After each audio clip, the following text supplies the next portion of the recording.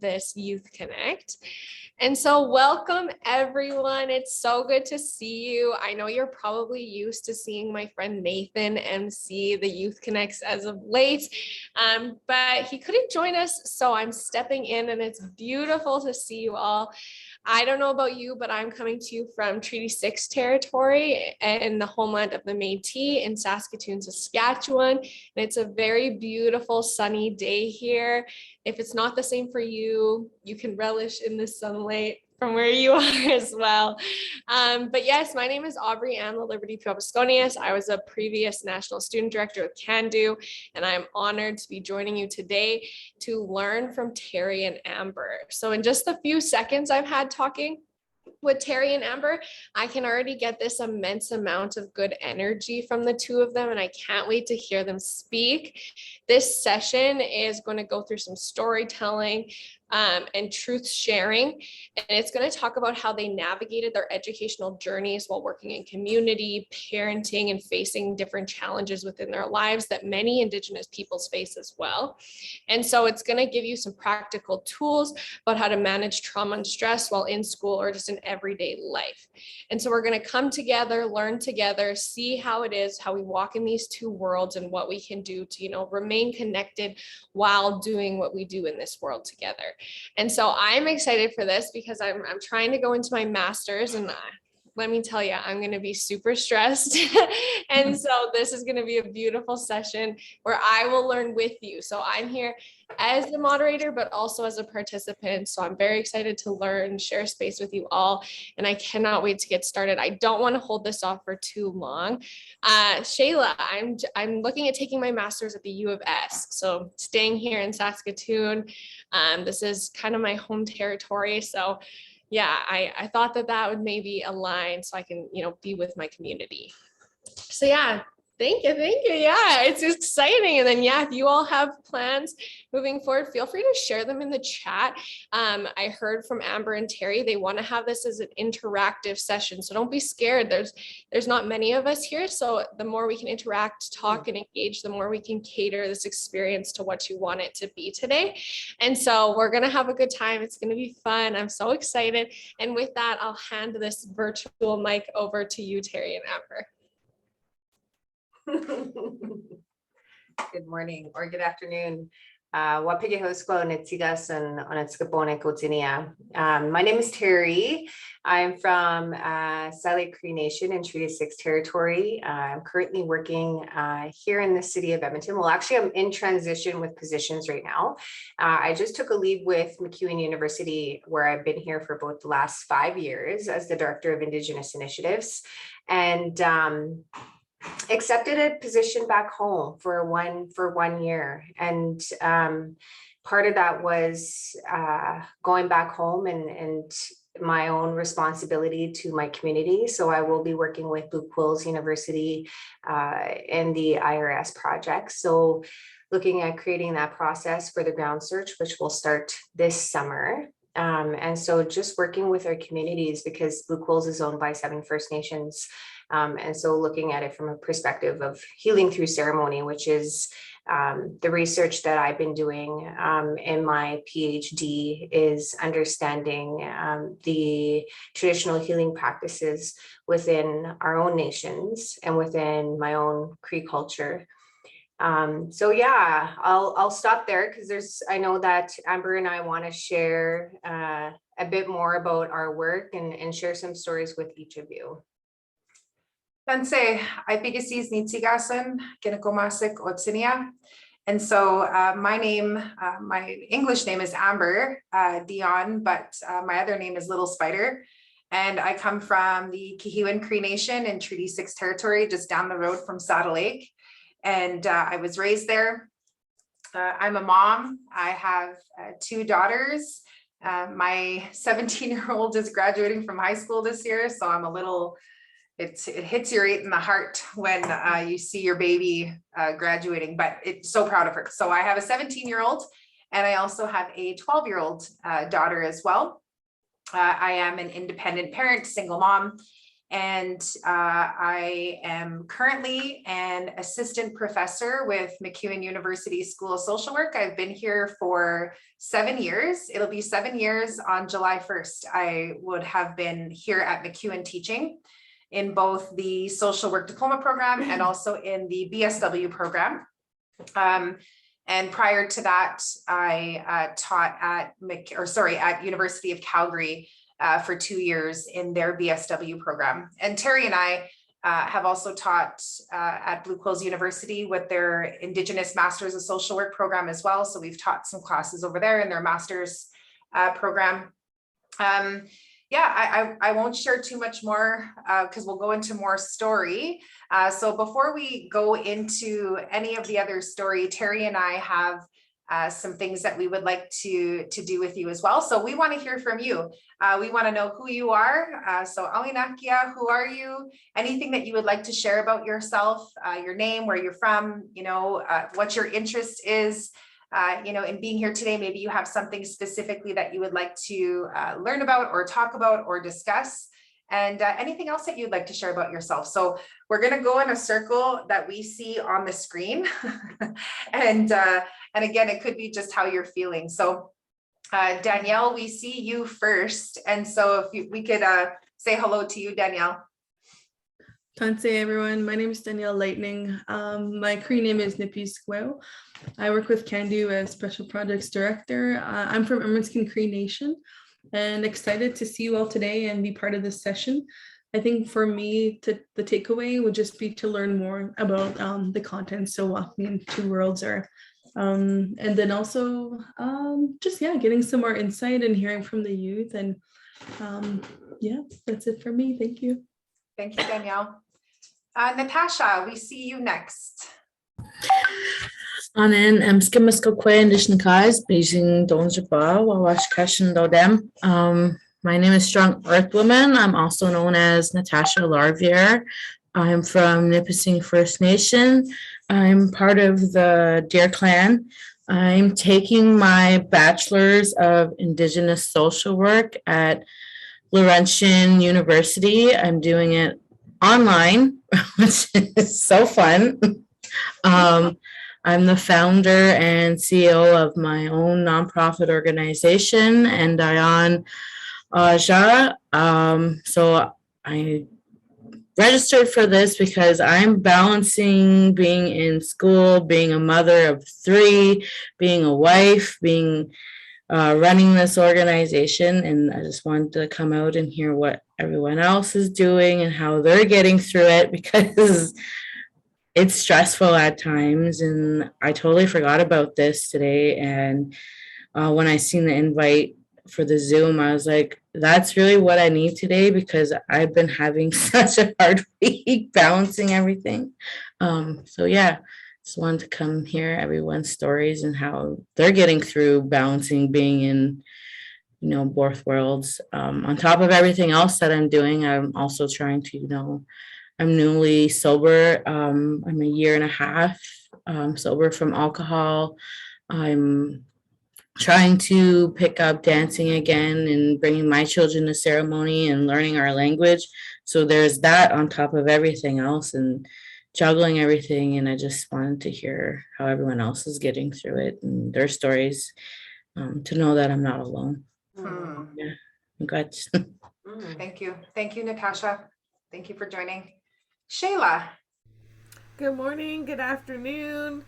My name is Shayla. I am a Point. I'm from the Point family out here in Musqueam, in Vancouver. But I'm actually zooming into you from Tsleil-Waututh Nation territory, so in North Vancouver. I'm just honored to be here.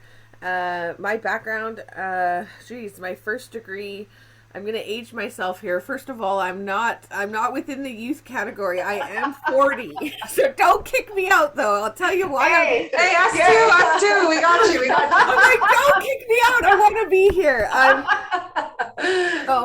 I started my school a long time ago. Seems like another lifetime ago. I did my first degree at UBC in psychology.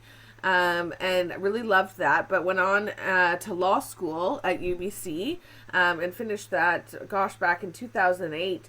I practiced at a law firm in downtown Vancouver in Aboriginal rights and title.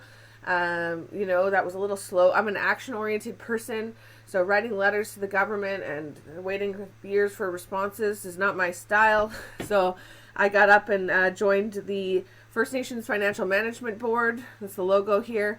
I'm the Director of Market Development, Laws, and Stakeholder Relations. I've traveled all across Turtle Island. I've got a professional crush on Chief Scott McLeod there at Nipissing. No offense.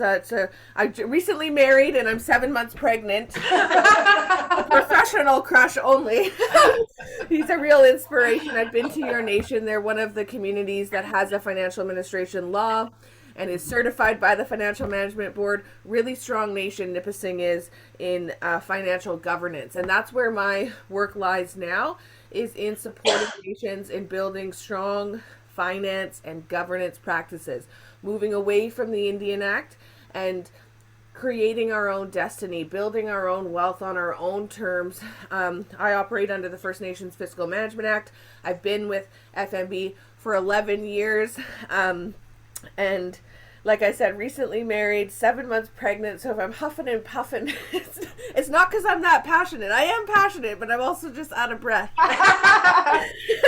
And I'm excited that I've just about finished my Master's of Business Administration at SFU.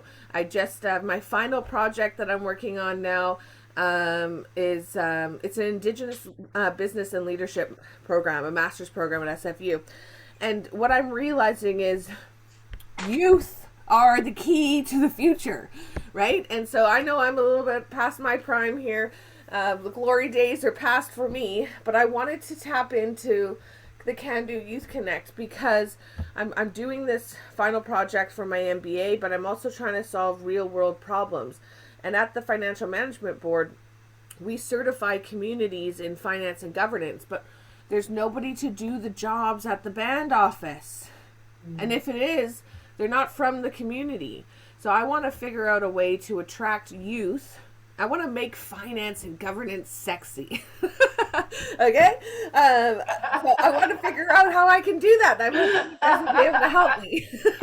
Thanks. Thanks for having me. I love that. Thank you. Thank you very much. I know what it's like to have professional crushes. Mine is Gabber Mate. So so thank you for making me feel less insecure about my professional crushes. I love that. Oh, good. Aubrey-Anne, is there anything else that you would like to share before we call on anyone else? Sure, yeah. I guess I didn't say I'm from Canoe Lake Cree First Nation on Treaty 10 territory, and I have paternal roots to Little Pine First Nation on Treaty 6 territory. So I'm very proud of both places. And the master's I'm taking is in sustainability. And I think sometimes, the energy sector and sustainability, it can be a really hard space for women. I've seen it firsthand, like getting dismissed in those spaces. And so I'm very excited to be here and learn from you too about that. And I love the introduction so far. I'm like, whoa, we have powerhouses in this space. So yes, I'm so excited. Thank you. Elsie, are you there? I'm here. Sorry. Speaking of walking into worlds, I'm at home with my toddler right now. I'm Elsie. I'm from Communities Treaty 2 in Manitoba. I've been living in the Edmonton area for over 10 years.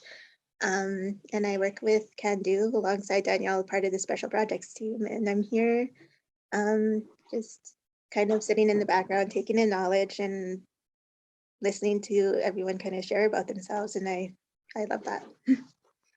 Thank you. Thank you, Elsie. Arizona. Hello, bonjour. Nandwe Maganadog, Wasigija Kwadishnika, Skitaganzibi, Miwanabi, Sing Donjaba, Namadogem, Ojibwe Nishnabe Kwenda. Hi, everyone. My name is Arizona. I'm from Garden River First Nation and Nipissing First Nation. So, hi, Natasha. I am currently in the Sichuatic Cree Nation in Manitoba, visiting some family. So Currently, I am a student at Trent University taking my BA in Indigenous Studies. I'm also working at Canadian Exchange as the network coordinator. And yeah, I just came here to listen to the stories that you guys have to share, and seeing how like other folks balance like this life of being Anishinaabe or Indigenous, especially like in like academia and in the workforce, just because I find often in academia like our voices aren't heard or acknowledged as much as other folks' voices are. So yeah, just came here to listen and learn, and yeah, it seems like a great group of folks here today. So I'm happy to be here, Miigwech. Thank you, Arizona. That's a beautiful name, by the way. Gorgeous. We were just in Arizona. Yeah. Oh, no way. Beautiful territory, and your name reminds me of that. Please correct me if I say this incorrectly. Whoa, where did you go? Oh, there you went. Sorry, you disappeared and then you shot over here. Pasquinel? Yes, that's perfect. So I responded to an invitation. I work for ISK, and I responded to an invitation for Indigenous and allies. So clearly I'm not Indigenous, but I'm really happy to be here. I started working at ISK 4 months ago. I have a master's degree in economics from McGill University, and I did my master's final project on the FNLM. So my specialization is in economic development, and I was always really interested in property rights. So I worked in the federal government for a couple of years in another department, and I just got my dream job, just trying to better understand from the inside. I know there's a lot of problem with ISK, but I'm really just trying to learn and trying to help as much as possible and not hurt, yeah, here to learn and know how we can work on that program we're running. So my group is responsible for our land. So it's the Reserve Lands and Environment Management Program, and we're just trying to reform it. I'm just here to learn about land management, economic development from another perspective. So, yeah. Awesome. Thank you. Thank you. Thank you very much. So we got everybody, right? We didn't miss anybody. Okay. So we're going to start just with doing a 2-minute breathing exercise, a meditation. And so 2 years ago, it's been, we did a project here at the university where we created an Indigenous meditation album. And it was at the beginning of COVID, when COVID happened, and I went home, and within I think that first 2 weeks when everything locked down. And so I started doing meditation at home and at night with my children. And one of the things was that I was really seeking out some Indigenous resources, like some Indigenous meditation. I remember one night I was listening, and it was I found one, it was North American Indigenous meditation. It was on YouTube. So I'm listening, right? And it's before bed. So I have my headphones on and I'm playing it. And then it's this old elder speaking really nicely, right, within the language. And then all of a sudden it starts drumming real loud. And I was like, oh my God. And I was here, I'm trying to go to sleep and I just get waking up, but it was funny. And so I thought about, what can we do? You know, especially because at that point, we didn't know how long we would be in lockdown. We didn't know anything at that point. And so I approached Dr. Darlene Auger, who is a mentor of mine, and I've worked closely with her on many different projects. And asked her to help me with this idea of creating a meditation album. So we did it. We did it that year and we released it that following year. And it's called Natawaste Mikwiak, which means the light that heals us. And we brought together a number of Indigenous artists, including Leo and Priscilla McGilvery, Elder Mario Lee, Jada Gadwa. There was late Joe P. Cardinal had did a recording many years ago within the language around how the light heals us. And he shares teachings about gratitude. And so we got permission from the family to also share this on this album, which is available on Spotify, on any music platform. And if you just, if you just type in Cree Meditation Album, you will find it. And we're gonna do the 2-minute one. So there's a mixture of, this is the shorter version. We have longer ones. There's a 7-minute movement one as well with Darlene. There's a 25-minute one, which I use at night with my children, and they never get through the full 25 minutes. They're asleep. And that one's about picking up your sacred bundles, and it walks you through this really beautiful meditation. And so there's also song in there. And so we're actually doing a second album right now. We'll be ready for September. And that one has a different group of artists. So we have Spur Pourier, Natani Means, Gunnar Jules, Darlene Auger, myself, Amber wrote a piece as well. And we will have that released in the fall. And that one is really speaking to also healing, but grief and loss, connection, healing through the land. And so again, coming after, 2 years in with COVID, we wanted to bring together something a little bit different. So we'll start this. So you just need to get comfortable. If you want to turn off your video, you don't have to, you can leave it on. And we are gonna start this here. And just give me a thumbs up if you hear it once I start it. Where is it now?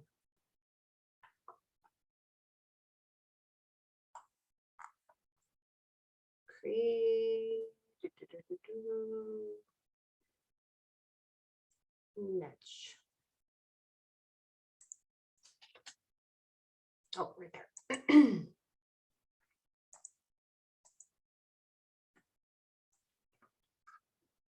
Yehe Wen. Breathe. Before we begin, I ask you to get comfortable in your space.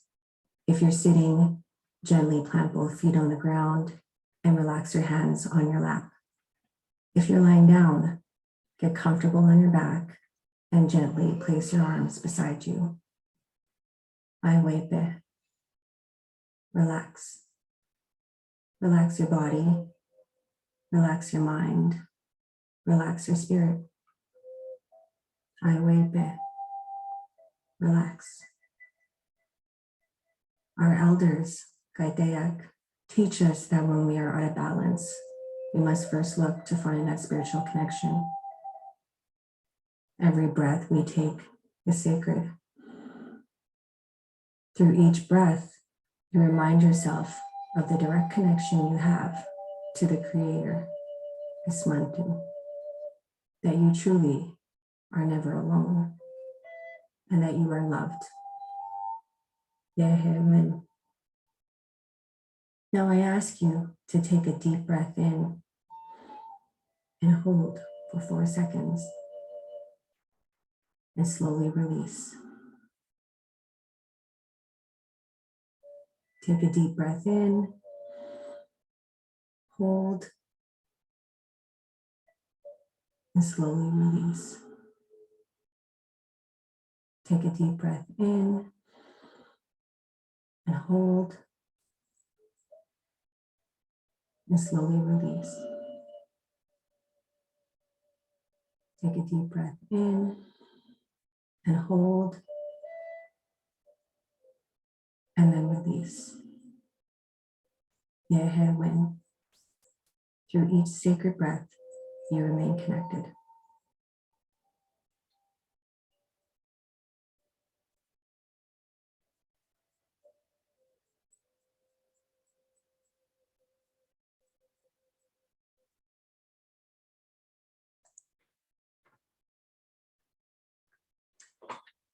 So this album and this one that we created was specifically a Cree language album for everyone, and the next album is an Indigenous meditation album, just to be more inclusive in bringing together artists from all over. And when we talk about, like, I think from what I heard from folks when they introduce themselves is how do we manage the many roles that we all play in our communities, in our work, in our studies. How do we take care of ourselves? And a large piece of one of the trainings that Amber and I do, which is a Indigenous trauma-informed practice training, is really talking about self-care, collective care within our communities and how we are taking care of ourselves. And so we'll share some stories, and then we're going to share a PowerPoint as well in talking about this. But this, again, this album, that 2-minute one is really great if you are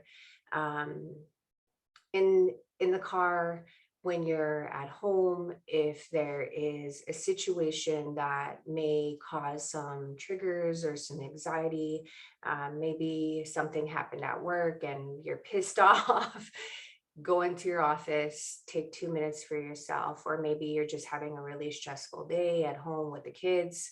Again, this is something you can do alone. This is something that you can sit and do with your children even. One of the things, yesterday morning I was leaving and my 2 daughters, I'm a single mom as well, and my youngest daughter was just feeling really emotional and she was upset, and she fell that morning and she hurt herself. And so I was like, okay, babying her, and then we had to get to the vehicle because we had to get to school. And as she's getting to the school, she's slamming the door because she's upset, because she's just cranky and not in a good mood. And then my other daughter comes to the vehicle and then she falls and hurts her ankle and she starts crying. And I was like, right, what can I do right now? And I literally was like, okay, I'm just going to shut off the car. Let's go back inside. And that's all I said. I shut off the car. We went back inside and I lit some medicine. And I said, just sit here with me and smudge. And sometimes it's as simple as just taking a break, because yes, we were going to be late. And it was just, I needed to make sure that, the environment and the anxiety or whatever my children were feeling that morning, that we cleared that in a good way. And so, we smudged, they smudged, and then we drove to work and to school, and it was fine. Everything just seemed to settle. And so, making sure that there is, because I could have easily been like, geez, hurry up, get in the car. Smart enough to drive. And so it's so easy especially when we have, like, if I had a meeting that morning, right?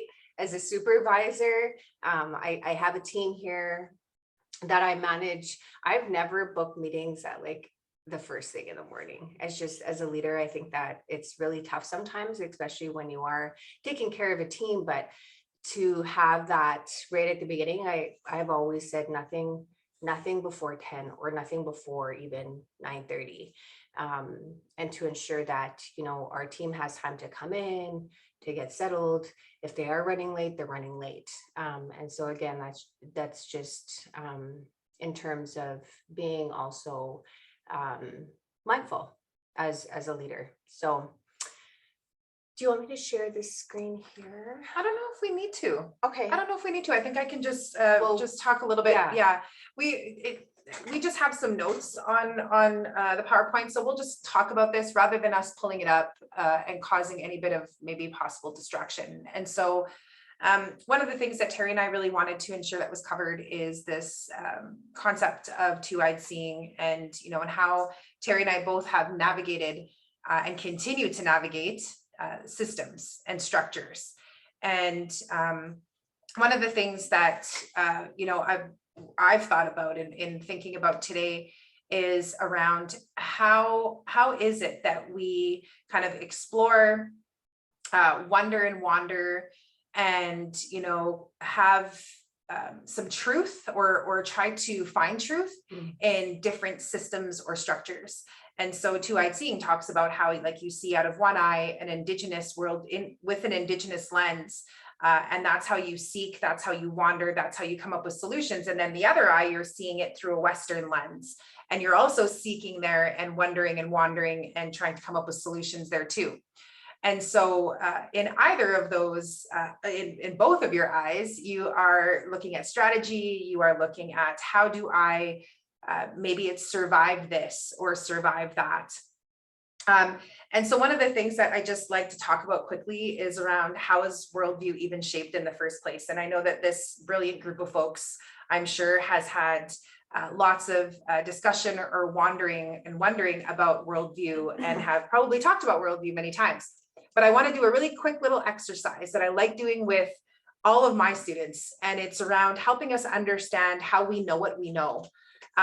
Because from the teachings that I've received, worldview is shaped before we even get here. From an Indigenous lens, our worldview is being shaped before we even get to this place, before we even come into this world. And the reason why our worldview is already being shaped before we arrive here in physical form is that we don't believe that children come in as clean slates. We believe that children come in with gifts and that they come in connected to a spiritual family. And so if you are connected to a spiritual family, then there's no way that your worldview hasn't already been shaped, that it hasn't already started to come to, you know, again, who you're related to, etc. So when I introduce myself, I bigasis nitsigasun, my name is Little Spider. I'm connected to the Spider Nation. I am connected to the Spider Grandmother. Those are my helpers, and I am a helper of them. That understanding has shaped my worldview. And so it's in that understanding as Indigenous folks that we know that worldview isn't just, you know, you're born and then you start learning worldview at like 2 or 3 and, you know, et cetera. When you look at those different childhood developmental stages, that's not how we see development. So in saying that, I would like each of you to think about something that you do really well.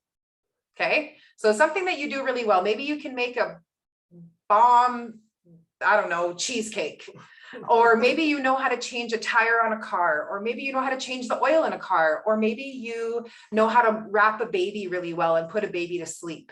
Okay, and so write that down quickly. You can jot it down on a piece of paper, or you can have it in your mind, whichever. So think of something that you do really well. It's a skill, something that you have, you know, you've acquired some knowledge. So once you have that, okay, and you have that in your mind or written down, I next want you to write down who taught you. You know, was it a person? Was it the land? Was it a tree? Was it the water? Who taught you what you know? Okay, so write down who it was. And then after you've written that down, write down who you know, if you know, who taught them.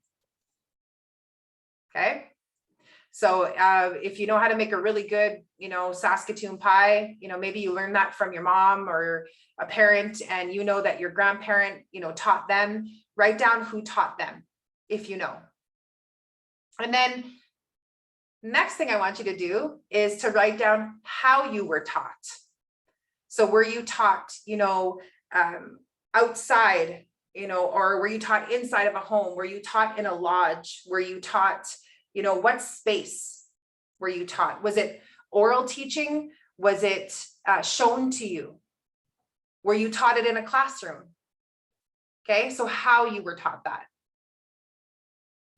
And then lastly, I know I'm kind of cruising through this, but lastly, do you need a minute? I know this is like Amber looking at time saying like, hey, She should try to get real lost. yeah, gotta get it in. And I talk really fast as it is. And we can, and if we need to go back, you can type in the chat and you can say like, hey, I missed that other question. I'm just gonna put it in the chat, actually. Sure. And then the last thing is I want you to ask yourself, what if that was challenged?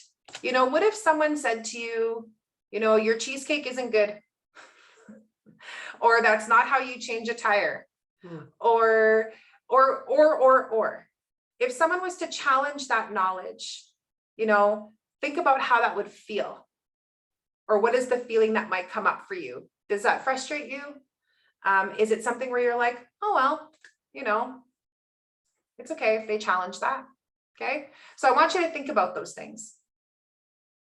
So it's in the chat. So if you need to go back, you definitely can. And the reason why I like to do this activity with folks is because we only know what we know through relationship. We only know what we know through relationships. So whether that's the relationship, I've learned so much from Terri. I've learned so much from her, and I've learned it through our relationship. There's things that she has done, or there's things, the ways that she's moved in this world, the way she walks in this world. I've watched her, and I'm The way I dance. I've learned some good dancing skills here from this one. But I've learned these things through the relationship that I have with Terri. And so, thinking about that, if we only know what we know through relationship, our worldview is shaped through relationship. So the quality of the relationship that you have with, a Western institution like academia is going to shape your worldview about Western academia. If the relationship isn't well, or if it is really well, that's going to shape your understanding and your worldview about that. And so I just wanted to quickly share that about two-eyed seeing, and how it is in the quality of the relationship, or it is also about the reciprocity of the relationship. And the quality of that reciprocity is how we learn things. We will learn things from gentle teachers. We will learn things from not so gentle teachers. And those things will all shape our understanding and worldview in relation to the different systems and structures that we are in. And so if anyone wants to add anything, we'll pause for a second just so I don't feel like I'm cruising through. But if there is something that someone would like to add, please do. Going once. Questions, comments?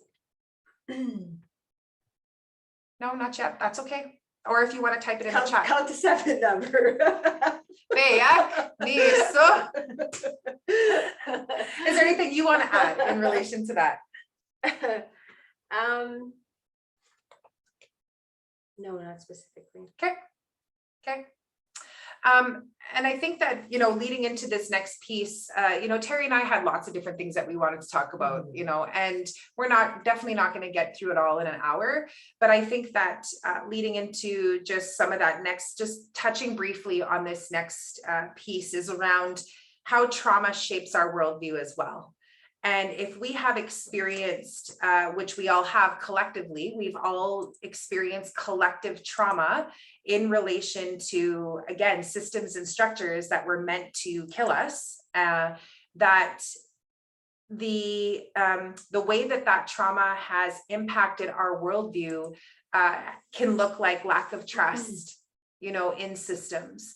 It can look like hesitancy. It can look like hypervigilance, where we're constantly looking and scanning for threat when we are in systems that have harmed us collectively as Indigenous people, and then also experiencing our own quote unquote isolated experiences of trauma within systems that have harmed our people. And so that's what it can look like for us. And so Terri and I have lots of different experiences and stories about how, I remember, when I first started teaching within Western institutions, it was never my dream to teach at a university. That was not my dream. I never felt like that was my calling. I was a community social worker, ride or die.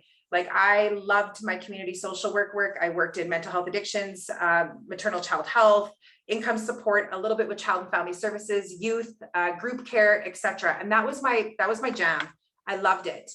And when an opportunity came up for me to work within in an academic setting, I remember my very first day at University of Calgary, and they didn't have an office set up for me. And I can share this publicly. I'm totally fine. They didn't have an office set up for me. And so they knew I was coming for a long time, and there was no office space for me. And so what ended up happening is I was sharing a space with the sessional instructors. So sessional instructors would come in to teach their class, and they'd have an office that they can leave their bag and go on the computer. And so I was told to be there until an office was going to be set up for me. And I remember this one instructor came in and came into the room, and I said, "Oh, I'm so sorry. Am I in your space?" And they said, "Oh, no, it's okay. Like, I'm just going to drop my bag. I'm teaching a class." And then they looked at me and they said, "What's your name?" And so I introduced myself. And when I introduced myself, they said, "Oh, you're the person they hired for this 2-year contract." And I said, "Yeah, that's me." And just for some quick context, that contract was specifically doing some Indigenous-led research and teaching some Indigenous courses. And so this person who was identified as non-Indigenous said to me, "I am so thankful that they found you. I was urged to apply for that job, but I'm so thankful that they found an Indigenous person to do it." And I looked up at this person and I said, "Yeah, it's interesting." I said, "You know, we all hide under rocks." And I was making a joke, which is also a coping mechanism when you are facing a trauma response or when you're under stress in academic systems or any other systems. My late father was the biggest jokester, and it's because laughter and humor can actually heal our brain pathways. We know that as Indigenous people. And so I would make jokes to help myself, to help heal my own brain patterns around the trauma that I was experiencing. And so lots of different stories about how we are not trusted, Indigenous knowledge isn't trusted, how especially as someone who identifies as a woman and someone who identifies, and I'm female passing, and someone who identifies as a woman and an Indigenous woman in these systems, I am definitely not trusted. I've experienced lots of those things. And one of the things I've learned, and I'll share this quickly and I'll pass it over to my friend, is some of the best advice I ever got, when I first started teaching. There was 2 things. One, my auntie Leona Makokis, she had a pipe ceremony for me when I first started teaching. And in her prayers, she asked that I would not get lost in the system, and that I always remain rooted to who I am as Nehiawa and as a chick from the res, and that I would never lose myself within that system. And when she made that prayer, I'll never forget it. The second was, if we constantly, as Indigenous people, have to justify who we are and what we do, we're feeding into colonialism. And so this person said, "Stop feeding into colonialism, stop feeding it, and stop justifying everything that you do as Indigenous people, and stop trying to justify how important Indigenous knowledge is at every single space that you go." And so I took that with me, and that was 10 years ago. And I still think about that to this day, about having to, there's been many times where I've had to justify, and there's other times where I'm like, "Hey, wait a second, Amber, why are you explaining this? Why are you explaining this? You're explaining this because you want to justify it." I've stopped doing that. So I want to leave those 2 things and let Terri share whatever she would like to as well. Yeah, thank you for that. Because it has me thinking about so many stories, and I wish that, I'm trying to figure out what would be the best to share. But I think that, when I started here at MacEwan, I had always worked within our communities. And so I had worked within our First Nations communities, and Amber had called me to come apply to this position. And I was planning on moving to Edmonton. I had a hard time. And I had a hard time because I was very connected to community, to the elders in the communities, to culture, to ceremony. And I was raising 2 young girls. And my thought was, what if I move them out of community, away from home and into the city? And what sources of connections will they have there? And so I went to ceremony as well. And I remember in there, I said, wherever I need to be, put me.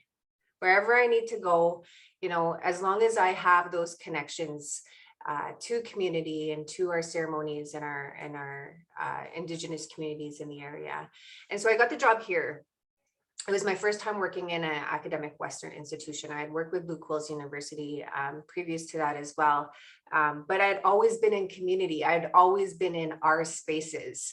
And coming here was a huge wake-up call for me. It was, I talk about how that first year I was justifying every day. And I would go home, and there was days where there was good days, and then there was really bad days. And it was the bad days where you're up against racism, discrimination, again, justifying, trying to validate who you are.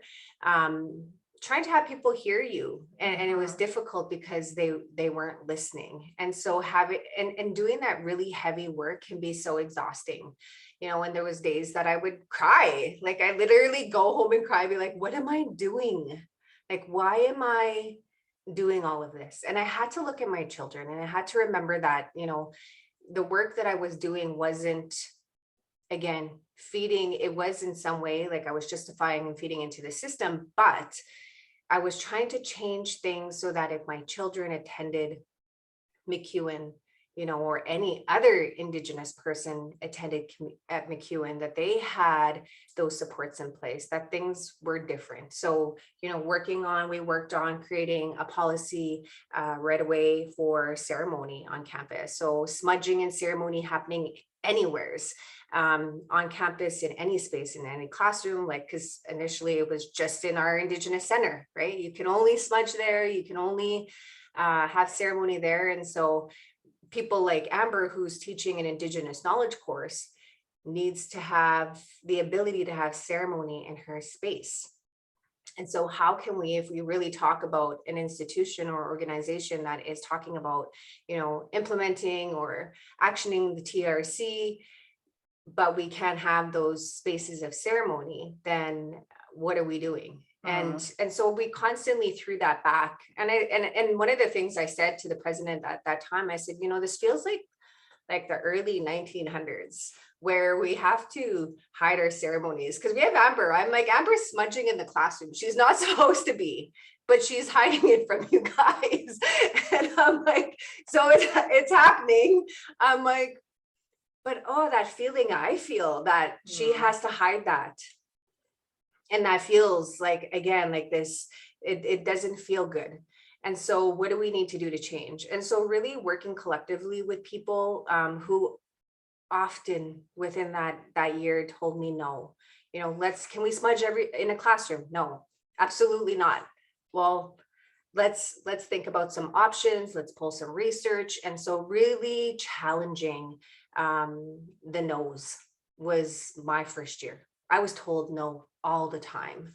I was laughed at leadership meetings when I would put forward recommendations of how we can support Indigenous students or retain Indigenous students in our post-secondary programs, because they were, you know, they would come for the first year and then we would lose them for the second year. And I think that one of the things is that, you know, how do we ensure that we are supporting and creating a space that is inclusive of different nations, Métis, Inuit, as well as providing supports and opportunities to culture, support, and language. And that was bringing in many different elders and knowledge keepers into the space. Do you want to, we have a 2-minute warning. Yeah, so I'll say one quick thing, and it's, I would recommend listening to Two Crees in a Pod, our podcast. Can you see it? There it is. Oh, see. Hey, there's our sweater.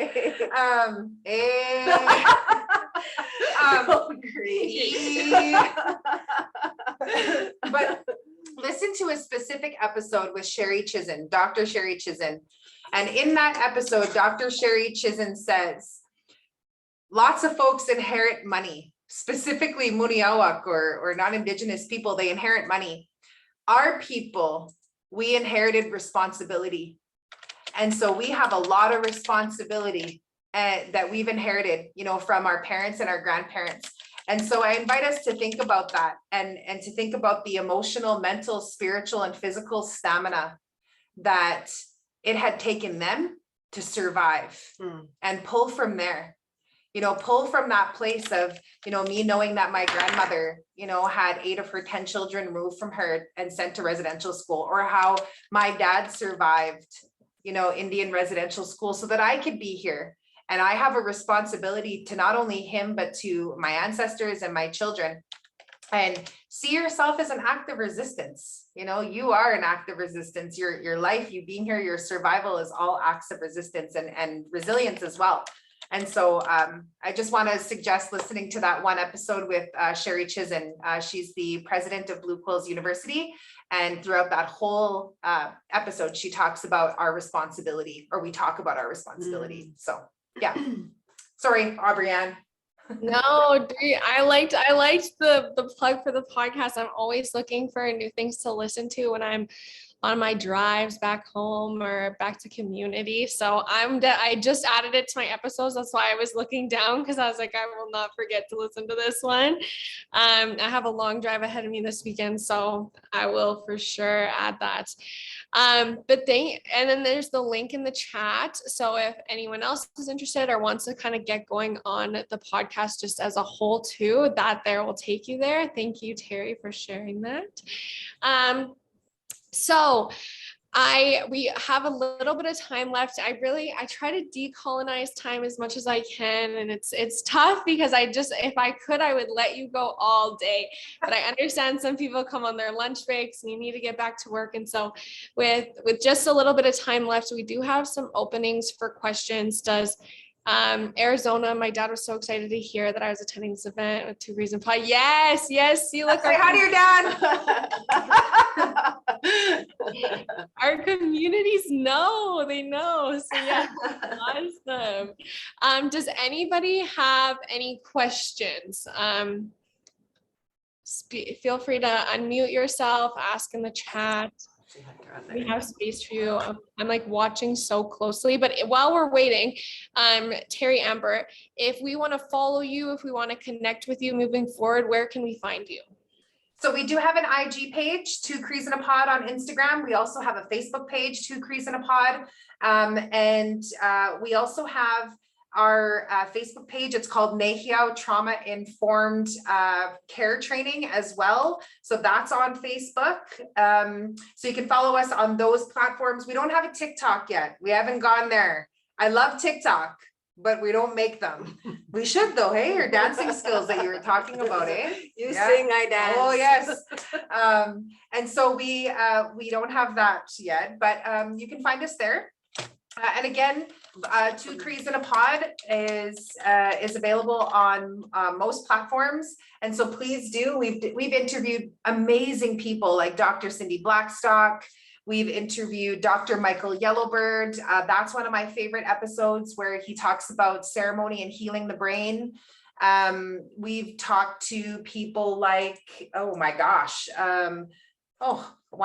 Grant Bruno, who's an incredible activist and advocate for Indigenous fathers. He recently was over in, I don't remember the location, but he was speaking about autism on First Nations communities. He's from Musqueam and Enoch, incredible human being. We have so many episodes that we have done with some really fantastic people that we've learned a ton about. And so Terri put her email in there as well. So I'll type mine in as well if you would like to send us individual emails. Dion A6, small a. Dion.a6@mcewen.ca. And so if you want to connect with us through email, if there's something that you didn't want to share in this group and you would like to talk privately with us, you're more than welcome to send us an email. Amazing. Awesome. Thank you so much, Terri and Amber. I'm seeing in the chat, really liked the thinking exercise, and we'll use the meditation resources. The meditation was a good one. Me and my son are listening in from Winnipeg, heading back up north. Wow. Thank you, Lyle, for joining then it's a good trip and hopefully a good conversation that got to keep you busy, you and your son busy. Well, thank you so much, Amber and Terri, for joining us today. I feel like I was like sitting here and my partner walked in and I was just fangirling and I was like, go away, like I'm paying attention. And so booted him out of the apartment for this. You're not Listen to the episode on Indigenous love. I'm going to have to after this. We'll listen to it together. But yes, it's been so amazing to hear from you both. I feel like this was exactly what I needed on this Friday. I hope it was the same for all of you as well, all of you folks joining us. There will be an evaluation sent out after this. And so please fill that out. It gives you the chance to win prizes, I believe, Danielle and Elsie. And so if you fill out that, then you have the chance to win. And so, and it also just gives us an idea of, the Youth Connects. If you loved this and you want to hear more of it, let us know, and we'll continue catering these events to suit the needs of the youth and what the youth want to hear. But with that, thank you so much, Terri and Amber. You two are truly great spirits. I can feel it through a screen. It's wild. I cannot wait to hopefully meet you two in person one day, and hopefully all the youth in attendance here today. Thank you for taking the time. And non-youth, if you're just joining us to learn and listen, this is Shayla. Don't kick me out. Don't kick me out. We freeze. Oh, no. Oh, I hope not. No, you didn't. No, Oh, no. you know. Did we freeze? Did we freeze? We got a lot of tech issues when they happen, but thank you all for coming. Thank you for being part of the Cando family. We will see you all soon, and if you haven't yet, encourage those around you to apply for the Cando Youth Summit or other events coming up, and just different Cando activities, or just be part of the family. So stay in touch. Thank you all. Take care. Have a great weekend, and we'll see you soon. Love you all. Take care. Take care.